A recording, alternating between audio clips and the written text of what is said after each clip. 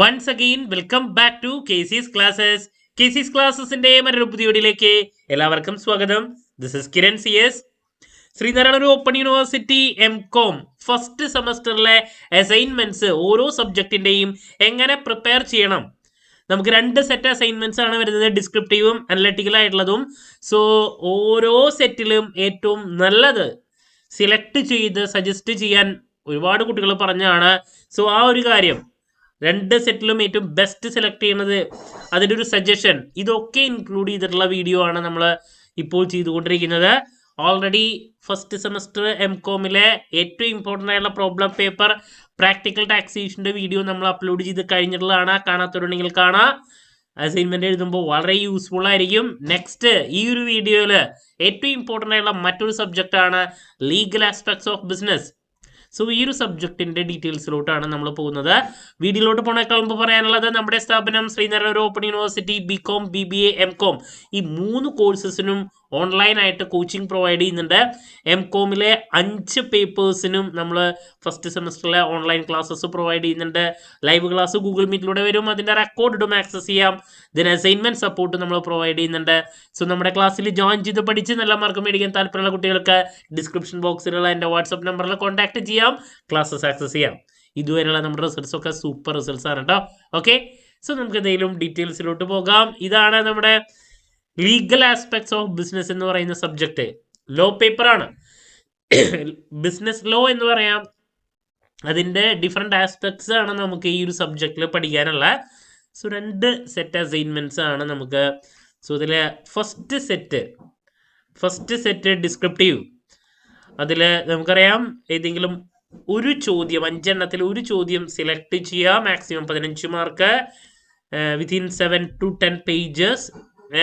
നിങ്ങൾക്ക് content cut ഇപ്പോൾ കൂടുതലുണ്ടെങ്കിൽ cut short ചെയ്ത് ആ ഒരു നമ്പർ ഓഫ് പേജസ് അത്രയിലേക്ക് ആക്കാം. ഇപ്പോൾ റിട്ടേൺ വിത്തിൻ 7 to 10 പേജസ് എന്ന് പറഞ്ഞതുകൊണ്ട് 10 പേജിനുള്ളിലേക്ക് വെക്കാൻ നിങ്ങൾക്ക് ചുരുക്കിയാക്കാൻ സാധിക്കുമെങ്കിൽ ഏറ്റവും അതിൻ്റെ ഉള്ളിലേക്ക് തന്നെ വയ്ക്കാൻ ശ്രമിക്കുക. അപ്പം അതിനൊക്കെ കൂടി വെച്ചിട്ട് മാർക്ക് കുറയാനുള്ള സാധ്യതയൊന്നും ഇല്ല. എന്നാലും ഒരു 10 പേജസിൻ്റെ ഉള്ളിലേക്ക് വയ്ക്കാൻ ട്രൈ ചെയ്യാം. ദെൻ പാർട്ട് 1 ഡിസ്ക്രിപ്റ്റീവ് ആണ്. അത് ഏറ്റവും ഒരു നല്ല രീതിയിൽ പ്രസൻറ്റ് ചെയ്യാൻ സാധിക്കുന്ന ഒരു സെറ്റ് എന്ന് പറയുന്നത് പാർട്ട് 1 അല്ലെങ്കിൽ സെറ്റ് 1 ആണ്. ഡിസ്ക്രിപ്റ്റീവ് ആയതുകൊണ്ട് തന്നെ ആപ്ലിക്കേഷൻ ലെവല് എന്ന് പറയാൻ ഇല്ല. ഇതിൽ കുറച്ചും കൂടി സിമ്പിളാണ്. അപ്പോൾ ഇതിൽ 5 ചോദ്യങ്ങളാണ് നമ്മുടെ മുമ്പിൽ വരുന്നത്. ഡയറക്റ്റ് ആയിട്ടുള്ള ചോദ്യങ്ങൾ തന്നെയാണ്. സോ ഇതിൽ ആദ്യത്തെ നമ്പർ 1 നോക്കിയേ. What is competition act of 2002? Explain its objectives and distinguish it from previous competition legislation in India. MRTP act 1969 ആയിരുന്നു ആദ്യത്തെ ആക്ട്. ദെൻ അതിനുശേഷമാണ് ഈ പറയുന്ന കോമ്പറ്റീഷൻ ആക്ട് വന്നത്. അപ്പോൾ കോമ്പറ്റീഷൻ ആക്ട് 2002 പറ്റിയിട്ട് എക്സ്പ്ലെയിൻ ചെയ്യുക. അതിൻ്റെ എക്സ്പ്ലെയിൻ ഇറ്റ്സ് ഒബ്ജക്റ്റീവ്സ്, അതുപോലെ തന്നെ ഓൾഡ് MRTP ആക്ടുമായിട്ട് കമ്പയർ ചെയ്യുമ്പോൾ വരുന്ന ഡിഫറൻസസ് മെൻഷൻ ചെയ്യാനാണ് പറഞ്ഞിട്ടുള്ളത്. അപ്പോൾ നമുക്കൊരു 10 പേജിൻ്റെ അസൈൻമെന്റ് എന്ന് പറയുമ്പോൾ നമുക്കറിയാം, അതിൻ്റെ ഫോമാറ്റിൽ ആദ്യം ഇൻട്രൊഡക്ഷൻ കൊടുക്കണം. അപ്പോൾ ഇൻട്രൊഡക്ഷൻ കൊടുക്കുന്ന സമയത്ത് നമ്മൾ ഈ പറയുന്ന കോമ്പറ്റീഷൻ ആക്ടിനെ പറ്റിയിട്ട് ജസ്റ്റ് ഒന്ന് മെൻഷൻ ചെയ്യുന്നു. ദെൻ അതിനുശേഷം നമ്മൾ ഈ പറയുന്ന അസൈൻമെന്റിൽ ഇതിൻ്റെ ഡിഫറൻസസിൻ്റെ ഡീറ്റെയിൽസും കോമ്പറ്റീഷൻ ആക്ടിൻ്റെ ഒബ്ജക്റ്റീവ്സും കാര്യങ്ങളൊക്കെയാണ് ഡീറ്റെയിൽ ആയിട്ട് എക്സ്പ്ലെയിൻ ചെയ്യാൻ പോകുന്നത് എന്ന് പറഞ്ഞിട്ടുള്ള ഒരു പാരഗ്രാഫാണ് ആദ്യം നമ്മൾ കൊടുക്കേണ്ടത്. ദെൻ പിന്നെ കോമ്പറ്റീഷൻ ആക്ട് എന്താണ്, അതിൻ്റെ ഒരു പാരഗ്രാഫാണ്. What is competition act of 2002? അപ്പോൾ അതിൻ്റെ മീനിങ് കൊടുക്കാം. ഡെഫിനിഷൻ കാര്യങ്ങൾ എന്തെങ്കിലുമൊക്കെ നമുക്ക് അവൈലബിൾ ആയിട്ടുള്ളത് എഴുതാം. അതിൻ്റെ ഇമ്പോർട്ടൻസ് നമുക്ക് കുറച്ച് പോയിന്റ്സ് വെച്ച് എക്സ്പ്ലെയിൻ ചെയ്യാം വിത്ത് എക്സാമ്പിൾ എന്തെങ്കിലുമൊക്കെ. എപ്പോഴും എക്സാമ്പിൾസ് വെച്ച് എക്സ്പ്ലെയിൻ ചെയ്യുമ്പോൾ നമുക്ക് കുറച്ചും കൂടി മാർക്ക് കൂടാനുള്ള സാധ്യത കൂടുതലാണ്. ഓക്കെ, ദെൻ അതിനുശേഷം അതിൻ്റെ ഒബ്ജക്റ്റീവ്സ്. അപ്പം തന്നെ അത്യാവശ്യം പേജസിലോട്ട് പോവും. ഒബ്ജക്റ്റീവ്സ് എക്സ്പ്ലെയിൻ ചെയ്യുക. ദെൻ പിന്നെ അതിൻ്റെ ഡിഫറൻസ് പറയാനായിട്ട് മുമ്പ് ഈ പറയുന്ന പ്രീവിയസ് ആക്ട് MRTP ആക്ട് 1969 പറ്റിയിട്ട് മെൻഷൻ ചെയ്യുക. ദെൻ പിന്നെ ഡിഫറൻസിലോട്ട് പോകാൻ ശ്രമിക്കുക. അപ്പം ഇത്ര കാര്യങ്ങളിലോട്ട് പോകുമ്പോൾ അത്യാവശ്യം എന്തായി പേജസ് ആയി എന്നുള്ളതാണ്. Then finally conclusion and reference list വയ്ക്കുക എന്നുള്ളതാണ്. ഓക്കെ, അപ്പോൾ ഇതാണ് ഫസ്റ്റ് ക്വസ്റ്റ്യൻ എക്സ്പ്ലെയിൻ ചെയ്യുകയാണെങ്കിൽ എന്താണ് നിങ്ങൾ പ്രസൻറ്റ് ചെയ്യേണ്ട രീതി എന്ന് പറയുന്നത്. ഒരു ചോദ്യം അതാണ്. പിന്നെ രണ്ടാമത് വരുന്നത് ഇൻ്റലക്ച്വൽ പ്രോപ്പർട്ടി, റൈറ്റ്സിനെ പറ്റിയിട്ട് എക്സ്പ്ലെയിൻ ചെയ്യാനും, പിന്നെ describe the legal protection for patent, trade mark and copyright. അത് മറ്റൊരു ടോപ്പിക്. അതിലിപ്പോൾ വേറെ ഒന്നും പറയാനില്ല. എന്താണ് ഇന്റലക്ച്വൽ പ്രോപ്പർട്ടി റൈറ്റ്സിനെ പറ്റിയിട്ടുള്ള ഒരു ഇൻട്രോ ആദ്യം നമ്മൾ കൊടുക്കുന്നു. അത് തന്നെ ഇൻട്രൊഡക്ഷനിലോട്ട് പോകുന്നു. ഇതൊക്കെയാണ് നമ്മൾ എക്സ്പ്ലെയിൻ ചെയ്യാൻ വേണമെന്ന് പറഞ്ഞതിന് ശേഷം ഇതിനെ പറ്റിയിട്ടുള്ള ഒരു ഇൻട്രൊഡക്ഷൻ, മീനിങ് ആൻഡ് ഡെഫിനിഷൻ, അതിൻ്റെ നേരത്തെ പറഞ്ഞ പോലെ ഇമ്പോർട്ടൻസും കാര്യങ്ങളൊക്കെ എക്സ്പ്ലെയിൻ ചെയ്യുക. അപ്പോൾ തന്നെ ഒരു ഇമ്പോർട്ടൻസ് ഒക്കെ എഴുതി കഴിയുമ്പോൾ തന്നെ ഒരു 2 പേജ് കഴിയും. ദെൻ അതിനുശേഷം ഡിസ്ക്രൈബ് ദി ലീഗൽ പ്രൊട്ടക്ഷൻ. ഈ റൈറ്റ് കൊണ്ട് നമുക്ക് പേറ്റന്റ് എങ്ങനെ, നമ്മുടെ പേറ്റന്റിനെ എങ്ങനെയാണ് പ്രൊട്ടക്ട് ചെയ്യാൻ പറ്റുക, ട്രേഡ് മാർക്ക്, കോപ്പി എങ്ങനെയാണെന്നുള്ളതിനെ പറ്റിയിട്ട് ഡീറ്റെയിൽഡ് ആയിട്ട് എക്സ്പ്ലെയിൻ ചെയ്യുക എന്നുള്ളതാണ്, ഓരോന്നിനെ പറ്റിയിട്ട്. പിന്നെ ഫൈനലി കൺക്ലൂഡ് ചെയ്യുന്നു reference list. Okay, then next explore the fundamental features of information technology act 2000 and it's explain its challenges. ഏറ്റവും ബെറ്റർ സജഷൻ ഈ 5 ചോദ്യങ്ങളിൽ ഏതാണെന്ന് ചോദിച്ചിട്ടുണ്ടെങ്കിൽ ഞാൻ ഈ ഒരു ചോദ്യമാണ് പറയാം. കാരണം ഇൻഫർമേഷൻ ടെക്നോളജി ആക്ട് 2000 അതിൻ്റെ ഫീച്ചേഴ്സ് എക്സ്പ്ലെയിൻ ചെയ്യാം. ചലഞ്ചസ് എന്ന് പറയുമ്പോൾ നമുക്ക് ഒരുപാട് പോയിന്റ്സ് എഴുതാം വിത്ത് എക്സാമ്പിൾ. അപ്പോൾ ഒരു അസൈൻമെന്റിന് നമുക്ക് ഏറ്റവും സ്കോപ്പ് നൽകുന്ന ഒരു ചോദ്യമാണ് ക്വസ്റ്റ്യൻ നമ്പർ 3. അപ്പോൾ കുട്ടികൾ ഏറ്റവും കൂടുതൽ ചോദിക്കുന്ന ഒരു ചോദ്യമാണ്. ഈ 5 എണ്ണത്തിൽ ബെറ്റർ ക്വസ്റ്റ്യൻ ഏതാണെന്ന് ചോദിച്ചിട്ടുണ്ടെങ്കിൽ ഞാൻ എപ്പോഴും കുട്ടികൾക്ക് പറഞ്ഞു തരാൻ ഉദ്ദേശിക്കുന്നത് ക്വസ്റ്റ്യൻ നമ്പർ 3 ആണ്. കാരണം ചലഞ്ചസ് എന്ന് പറഞ്ഞിട്ട് നമുക്ക് എത്രയൊക്കെ വേണമെങ്കിലും എഴുതാനുള്ള സ്കോപ്പ് ഉണ്ട് ആ ചോദ്യത്തിൽ. Okay, with example. അപ്പോൾ ഇൻട്രോയിൽ പോകുന്നു, IT ആക്ട് 2000 പറ്റിയിട്ട് ഇൻട്രൊഡക്ഷനിൽ നമ്മൾ കാര്യങ്ങളൊക്കെ പറയുന്നു. അതിനുശേഷം IT ആക്ടിനെ പറ്റിയുള്ള ഒരു എക്സ്പ്ലനേഷൻ, അതിൻ്റെ ഇമ്പോർട്ടൻസ് ഒക്കെ എഴുതുന്നു. ദെൻ ഫീച്ചേഴ്സിലോട്ട് പോകുന്നു. ഓക്കെ, ദെൻ ചലഞ്ചസ് വളരെ നല്ലൊരു ടോപ്പിക്കാണ്. Okay, then question number 4 according to FEMA 1999 explain the regulations concerning the management of foreign exchange, encompassing dealing in foreign exchange, holding of foreign exchange and responsibility of an authorized person. കുറച്ചും കൂടിയും എന്താണ് പറയുക, ശ്രദ്ധിച്ച് അല്ലെങ്കിൽ indirect മോഡിലുള്ള പല explanations ഒക്കെ നമുക്ക് കൊടുക്കേണ്ടതായിട്ട് വരുന്നൊരു ചോദ്യമാണ്. നിങ്ങൾക്ക് ആവശ്യമുണ്ടെങ്കിൽ അതിലേക്ക് പോയാൽ മതി. കാരണം നമുക്ക് അപ്പുറത്ത് വേറെ നല്ല ചോദ്യങ്ങളുണ്ട്, ഡയറക്റ്റ് ചോദ്യങ്ങൾ. പിന്നെ define the concept of carbon credit and explain its operation within the globalised economy.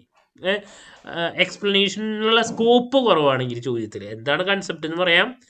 Then explain its operation within globalised economy. അപ്പോൾ ആദ്യത്തെ 3 എണ്ണത്തിൽ ഏതെങ്കിലും എടുക്കാം. അതിൽ തന്നെ ഏറ്റവും നല്ലൊരു സജഷനായിട്ട് എനിക്ക് പറയാനുള്ളത് ക്വസ്റ്റ്യൻ നമ്പർ 3 ആണ്. So that's about descriptive set 1. അപ്പോൾ മനസ്സിലായെന്ന് പ്രതീക്ഷിക്കുന്നു, എഴുതുമ്പോൾ ശ്രദ്ധിക്കേണ്ട കാര്യങ്ങൾ. ഇനി സെറ്റ് 2 അനലറ്റിക്കലാണ്. ശരിക്കും പറഞ്ഞാൽ അനലറ്റിക്കലോട്ട് വരുമ്പോൾ വളരെയധികം ശ്രദ്ധിച്ച് എഴുതേണ്ട ചോദ്യങ്ങളാണ് തന്നിട്ടുള്ളത്. നമുക്കറിയാം അത് ആപ്ലിക്കേഷൻ ലെവൽ ചോദ്യങ്ങളാണ്. നമ്മൾ കുറച്ചുകൂടി ചിന്തിച്ച് പ്രസന്റ് ചെയ്യേണ്ടതായിട്ട് വരും ഈ ചോദ്യങ്ങൾ. അപ്പോൾ നമ്പർ 1 പറഞ്ഞിരിക്കുന്നത് നോക്കി, considering the key legal reforms implemented post independence in India, explore the legislative changes, constitutional amendments and legal policies that shape the modern legal landscape in the country, emphasizing the departure from colonial legal structures. ഒരുപാട് ശരിക്കും നമ്മളൊന്ന് വായിച്ച് മാത്രം present ചെയ്യാൻ സാധിക്കുന്നൊരു ചോദ്യമാണത്. മനസ്സിലാവുണ്ടോ? Considering the എന്താ നോക്കിയേ, key legal reforms implemented post independence in India. ഇൻഡിപെൻഡൻസിന് ശേഷം ഏതൊക്കെയാണ് കീ ലീഗൽ റിഫോംസ്, ലീഗൽ കാര്യങ്ങളിലെ ഏറ്റവും ഇമ്പോർട്ടൻ്റ് ആയിട്ട് വരുത്തിയിട്ടുള്ള മാറ്റങ്ങൾ, ഇംപ്ലിമെന്റ് ചെയ്തിട്ടുള്ള കാര്യങ്ങൾ പോസ്റ്റ് ഇൻഡിപെൻഡൻസിന് ശേഷം വരുന്നത് ഏതൊക്കെയാണ് എന്നുള്ളത്. എക്സ്പ്ലോർ ദി ലെജിസ്ലേറ്റീവ് ചേഞ്ചസ്, അതിൽ വന്നിട്ടുള്ള ലെജിസ്ലേറ്റീവ് ചേഞ്ചസ്, കോൺസ്റ്റിറ്റ്യൂഷണൽ അമെൻമെന്റ്സ് അതിൽ വരുത്തിയിട്ടുള്ളത് എന്തൊക്കെയാണ്, legal policies that shape the modern legal landscape in the country. അപ്പോൾ ശരിക്കും പറഞ്ഞാൽ നമ്മുടെ ടെക്സ്റ്റ് ബുക്കിൽ നല്ലത് നല്ല രീതിയിൽ നമ്മൾ റെഫർ ചെയ്ത് മാത്രം പ്രസന്റ് ചെയ്യാൻ സാധിക്കുന്ന ഒരു അസൈൻമെന്റ് ടോപ്പിക്കാണത്. Emphasising the departure from colonial legal structure. അപ്പോൾ അതുകൊണ്ട് അനലറ്റിക്കലിലോട്ട് കൈവയ്ക്കുമ്പോൾ സമയം എടുത്ത് മാത്രം എഴുതുക. ഒരു ഇൻട്രോ കൊടുക്കുന്നു, അതിനുശേഷം നമ്മൾ അതിൻ്റെ മെയിൻ ബോഡിയിലോട്ടൊക്കെ കടക്കുന്ന സമയത്ത് വളരെ ശ്രദ്ധിച്ച് പ്രസൻറ്റ് ചെയ്യേണ്ട കാര്യങ്ങളാണ്. കൺക്ലൂഡ് ചെയ്ത് അത്യാവശ്യം റെഫർ ചെയ്ത് മാത്രമേ നമുക്ക് പ്രസൻറ്റ് ചെയ്യാൻ സാധിക്കുകയുള്ളൂ. നിങ്ങൾക്ക് ക്വസ്റ്റ്യൻ പിടി കിട്ടിയെന്ന് പ്രതീക്ഷിക്കുന്നു. പോസ്റ്റ് ഇൻഡിപെൻഡൻസിന് ശേഷം വന്നിട്ടുള്ള ലീഗൽ റിഫോംസ് എന്തൊക്കെയാണ്, അതിൽ വന്നിട്ടുള്ള ലെജിസ്ലേറ്റീവ് ചേഞ്ചസ് എന്തൊക്കെയാണ്, പിന്നെ കോൺസ്റ്റിറ്റ്യൂഷണൽ അമെൻമെന്റ്സ്, ലീഗൽ പോളിസീസ് നമ്മുടെ രാജ്യത്തിനെ ബെറ്റർ ആക്കാൻ വേണ്ടിയിട്ട് വന്നിട്ടുള്ള വരുത്തിയിട്ടുള്ള കാര്യങ്ങൾ എന്തൊക്കെയാണ്, ഇതിനെ പറ്റിയിട്ട് എക്സ്പ്ലെയിൻ ചെയ്യാൻ വേണ്ടിയിട്ട് പറഞ്ഞിരിക്കുക. നല്ല രീതിയിൽ പണിയെടുക്കാനുണ്ട്. ഓക്കെ, ഇനി next, examine the anti-competitive agreements within the context of competition law. Choose specific examples to illustrate their impact on markets and consumers and discuss the legal remedies to curb such practices. Hint പറഞ്ഞൊക്കെ, you can conduct a case study in which companies face penalties or investigations related to potential anti-competitive agreements. ഇത് എന്താ പറയുക, daily ലൈഫിൽ അല്ലെങ്കിൽ ശരിക്കും നടന്നിട്ടുള്ള ഒരു example വെച്ചിട്ട് നമ്മൾ എക്സ്പ്ലനേഷൻ കൊടുക്കണം എന്നുള്ളതാണ്. Examine anti competitive agreement. പലപ്പോഴും മാർക്കറ്റിൽ എന്താണ് കോമ്പറ്റീഷൻ അത് മോശമായ രീതിയിലോട്ട് പോകുമ്പോൾ അത് കസ്റ്റമേഴ്സിനെ ബാധിക്കുന്നു അല്ലേ. അപ്പം അതിനെതിരെ വന്നിട്ടുള്ളതാണ് ഈ പറയുന്ന anti competitive agreement. So competition ലോയിലുള്ളതാണ്.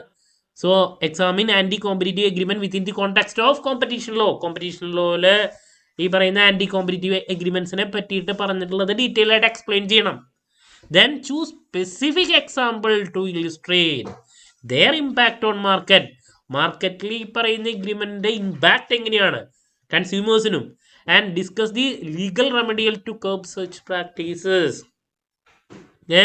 അതിനു വേണ്ടിയിട്ട് എന്ത് ചെയ്യാനാണ് പറയുന്നത്, you can conduct a case study നടത്താം ഇൻ വിച്ച് കമ്പനീസിന് പെനാൽറ്റീസ്, ഈ പറയുന്ന കോമ്പറ്റീഷനിലുള്ള കാര്യങ്ങൾ പ്രോപ്പറായിട്ട് ഫോളോ ചെയ്യാതെ കണ്ട് ഇഷ്യൂസ് വന്നിട്ടുള്ള പല കമ്പനീസിനും എക്സാമ്പിൾസ് ഉണ്ട്.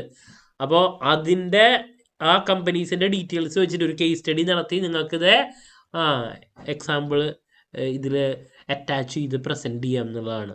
അതുകൊണ്ടാണ് പറയുന്നത് ഒരു കേസ് സ്റ്റഡി എന്ന് പറയുമ്പോൾ എന്താ, ഇതിനെ ഫേസ് ചെയ്തിട്ടുള്ള, ഈ ഒരു പ്രശ്നം ഫേസ് ചെയ്തിട്ടുള്ള പല കമ്പനീസ് ഉണ്ടായിരിക്കും.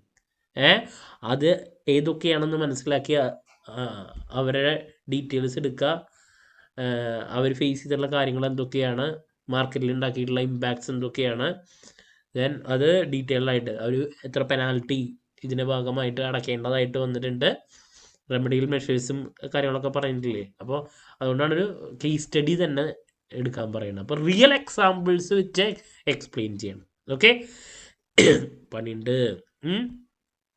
Question number 3. Examine the contributions of adjudications, authorities and appellate bodies in resolving disputes concerning FEMA regulations through the analysis of secondary data sources.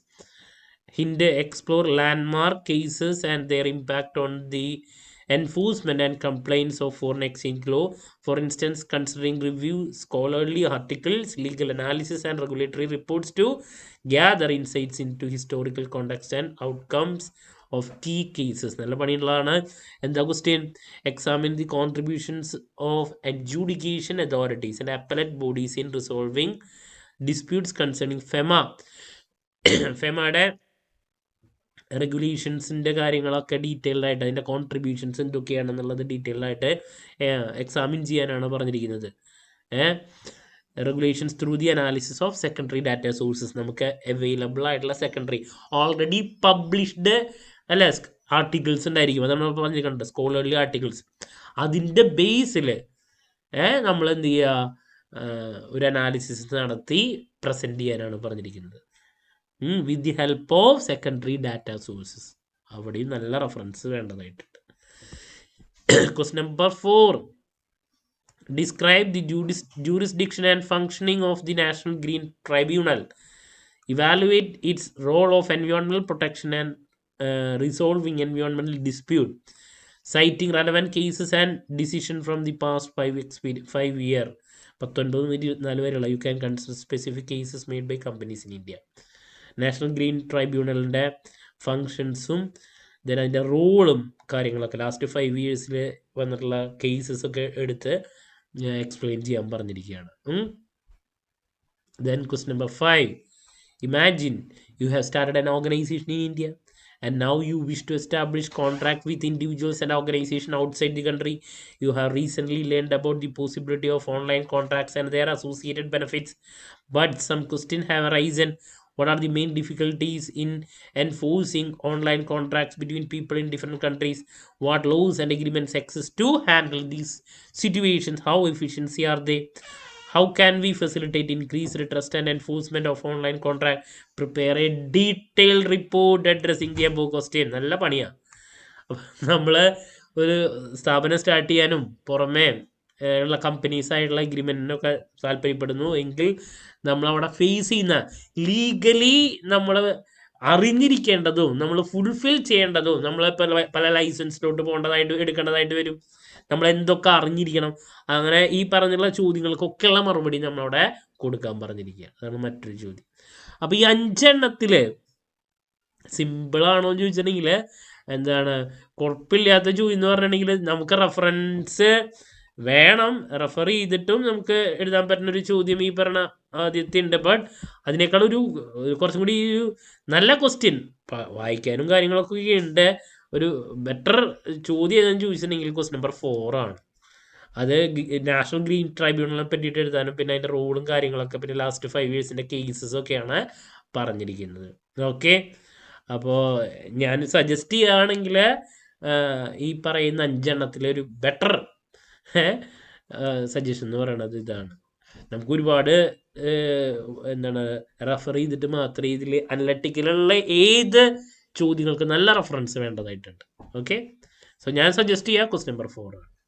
ഇപ്പോൾ ഓരോ അസൈൻമെൻറ്റും എന്താണെന്നുള്ളതിൻ്റെ ഒരു എക്സ്പ്ലനേഷനാണ് നൽകിയത്. പിന്നെ 2 സെറ്റിലും നമ്മുടെ ഭാഗത്തു നിന്നൊരു സജഷനും പിന്നെ ഓരോ ചോദ്യങ്ങളുടെ ഒരു ക്ലാരിറ്റിയുമാണ് നമ്മൾ നൽകിയത് കേട്ടോ.